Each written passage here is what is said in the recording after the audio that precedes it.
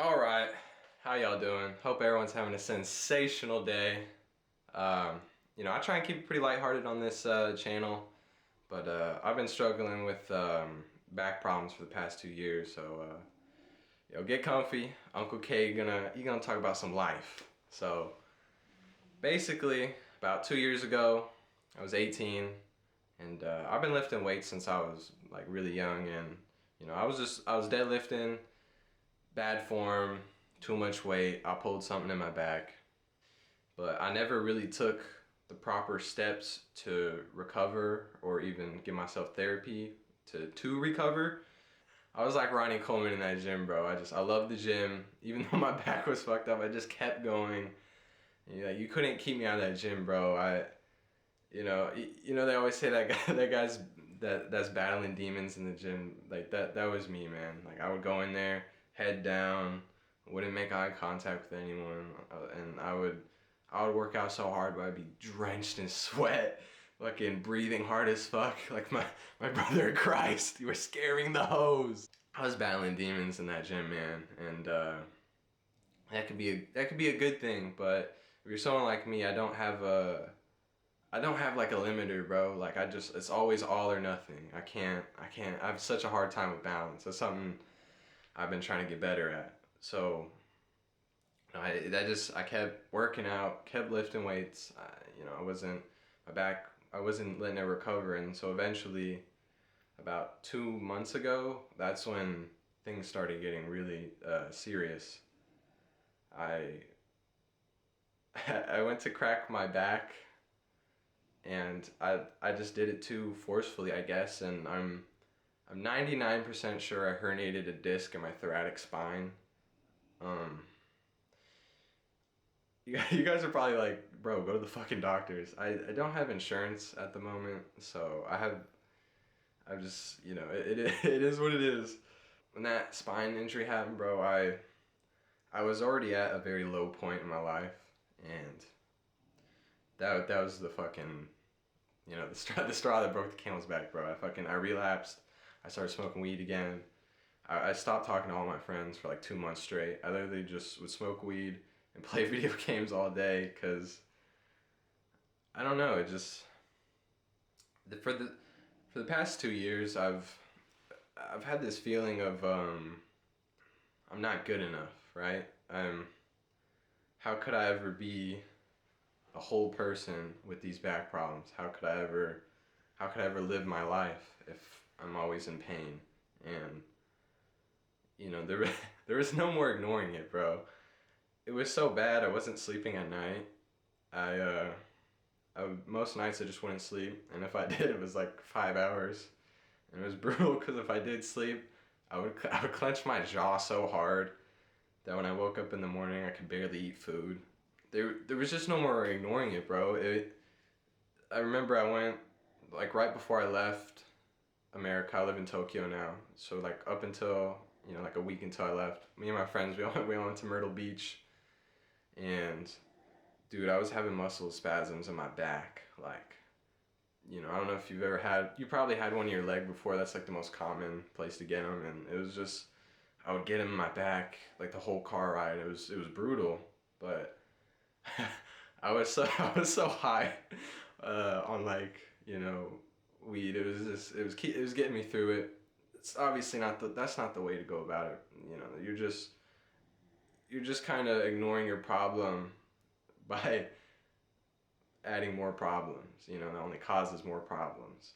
Um, so yeah, and it's been tough, man. Cause if y'all don't know, I'm an only child, so I already live a very isolated existence. So all this really did is amplify that, and I felt like I couldn't talk to people. Like I wouldn't talk to a lot of my coworkers at work.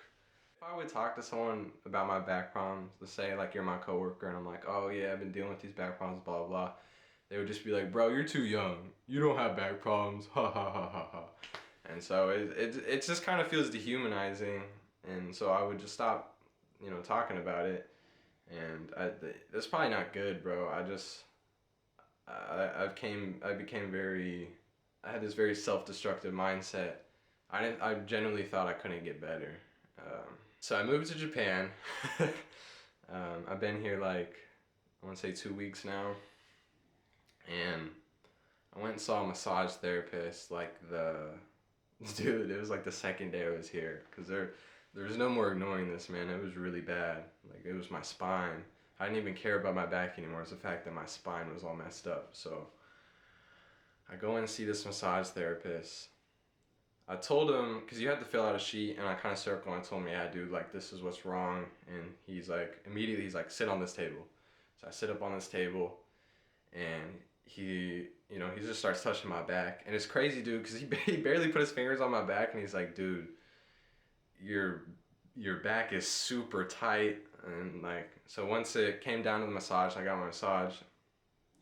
Afterwards, he was telling me, like, he said that my hips were so tight that it was it was pulling down on my spine. And so I think that's what's been keeping me from recovering, because ideally I should have been healed by now from this spinal injury, but my hips were too tight. It was literally not allowing my spine to heal. So it was crazy. Like, he said so much stuff. I think, dude was kind of in awe of how fucked up my body is. Because I'm only 20, dude. Like, I turned 20 this month. So I get that massage, and immediately after, it was life changing, dude. Because I woke up the next day and I was no longer in like, my spine wasn't in pain anymore. It was sore. It was very tender and sore, but I could tell the difference, right? I wasn't in pain anymore, and that kind of, it gave me hope. And so I started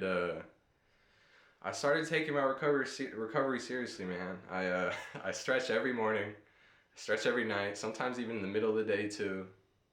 I take really fucking hot showers, which I don't like doing. I used to take cold showers. Yeah, I know. I'm built different, because he told me you gotta. I mean, dude was basically like my doctor. He was like telling me, he's like, yo, avoid the cold, keep your muscles warm. It's dude, I feel great, honestly. Obviously, like, I'm not fully recovered, but this is the best I've felt in a very long time. So it literally changed my entire mindset on life. Um, I always thought that magically one day something was just gonna change my entire life, right? Like, something was just gonna fix everything for me. But that just wasn't true, man. The only person that can help you is you. The past 2 years, dude, it's felt like an eternity. These have been these have been the longest 2 years of my life, man. But I want to say, like, these back problems. It really was just a blessing in disguise. It's kind of a shame how in life some of the most tragic events will give people a better outlook on life. But and I don't want anyone to think I'm saying all this stuff for pity. Like, if this can help anyone, just like one person, man, that's really all that matters. Cause I know as like a man in this world, it's tough, bro. No one, we have to hold on to all our pain. There's no one really.